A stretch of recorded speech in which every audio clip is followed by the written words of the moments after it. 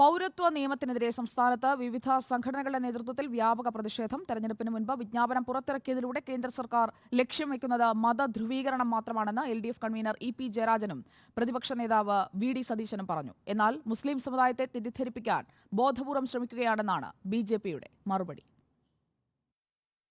പൗരത്വ ഭേദഗതി ചട്ടങ്ങൾ വിജ്ഞാപനം ചെയ്തതിന് പിന്നാലെ കഴിഞ്ഞ ദിവസം കണ്ട അതേ രീതിയിൽ തന്നെ സംസ്ഥാനത്ത് പ്രതിഷേധം ശക്തമാകുകയാണ്.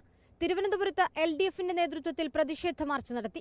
മണ്ഡലങ്ങൾ കേന്ദ്രീകരിച്ചാണ് UDFന്റെ പ്രതിഷേധ റാലി. യുവജന വിദ്യാർത്ഥി സംഘടനകളും പ്രതിഷേധം കടുപ്പിക്കുന്നു.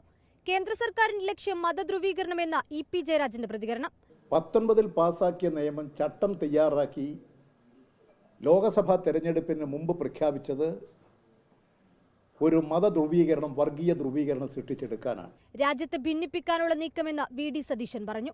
രാജ്യത്തെ ഭിന്നിപ്പിക്കാൻ, രാജ്യത്തെ വിവിധ തട്ടുകളിലാക്കാൻ, മതത്തിന്റെ അടിസ്ഥാനത്തിൽ പൗരത്വം തീരുമാനിക്കാനുള്ള ഒരു തീരുമാനത്തെയും ഞങ്ങൾ അംഗീകരിക്കില്ല. അതിനെ ചെറുത്തു തോൽപ്പിക്കും. മുസ്ലിം സമുദായത്തെ ബോധപൂർവം തെറ്റിദ്ധരിപ്പിക്കാനുള്ള ശ്രമം നടക്കുന്നുവെന്ന് BJPയുടെ മറുപടി. ജനങ്ങൾക്കിടയിൽ ഭിന്നിപ്പുണ്ടാക്കി തെരഞ്ഞെടുപ്പിൽ 4 വോട്ട് കിട്ടുമോ എന്നാണ് ഇരു മുന്നണികളും പരിശ്രമിക്കുന്നത്.